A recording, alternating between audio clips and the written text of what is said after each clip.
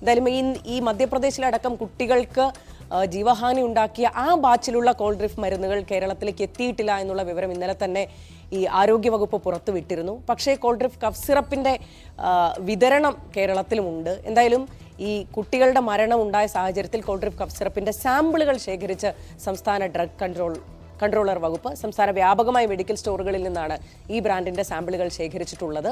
അടുത്ത ദിവസം drug testing ലബോറട്ടറികളിൽ ഇവ പരിശോധിക്കുമെന്നുള്ള വിവരമാണ് വരുന്നത്. ആൻസില റേച്ചൽ സണ്ണിയാണ് ചേരുന്നത്. ആൻസില, സ്വാഭാവികമായും കുഞ്ഞുങ്ങൾക്ക് കൊടുക്കുന്ന മരുന്നാണ്. ആ മരുന്നുമായി ബന്ധപ്പെട്ടൊരു വാർത്ത ഇങ്ങനെ വരുമ്പോൾ ആശങ്ക രക്ഷിതാക്കൾക്കടക്കം ഉണ്ടാകും. ഇപ്പോൾ ഈ സംസ്ഥാന ആരോഗ്യ വകുപ്പും നടപടികളിലേക്ക് കടക്കുന്നുണ്ട്. വിവരങ്ങൾ എങ്ങനെയാണ്?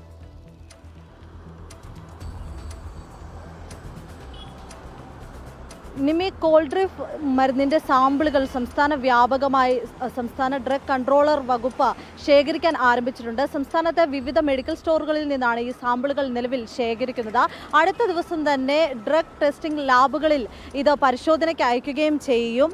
അനുവദനീയമായതിലും അധികം ഡയത്തിലിൻ ഗ്ലൈക്കോൾ സിറപ്പിലുണ്ടോ എന്നാണ് നിലവിൽ പരിശോധിച്ചുകൊണ്ടിരിക്കുന്നത്.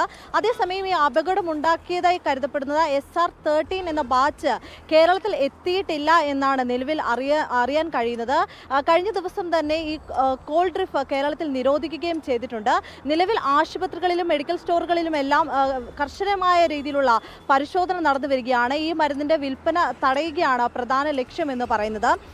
അതോടൊപ്പം തന്നെ കേരളത്തിൽ നിന്ന് പുറത്തുനിന്നെത്തുന്ന മറ്റ് ബ്രാൻഡുകളുടെ സാമ്പിളുകളും നിലവിൽ സംസ്ഥാന ഡ്രഗ് കൺട്രോളർ വകുപ്പ് ശേഖരിക്കുന്നുണ്ട്. ഇവയുടെ പരിശോധനയും നടത്തും. അതോടൊപ്പം തന്നെ കേരളത്തിനുള്ളിൽ നിർമ്മിക്കുന്ന 5 ബ്രാൻഡുകളുടെ സാമ്പിളുകളും ശേഖരിക്കുന്നുണ്ട്. ഏതായാലും ഈ സാമ്പിളുകളുടെ റിസൾട്ടുകൾ വരുന്നത് വരെ കുട്ടികൾക്ക്, പ്രത്യേകിച്ച് 2 വയസ്സിന് താഴെയുള്ള കുട്ടികൾക്ക് ഇത്തരത്തിൽ ഡോക്ടറുടെ നിർദ്ദേശം ഇല്ലാതെ ഇത്തരത്തിലുള്ള മരുന്നുകൾ നൽകരുത് എന്ന് ആരോഗ്യ വകുപ്പ് പറയുന്നുണ്ട്.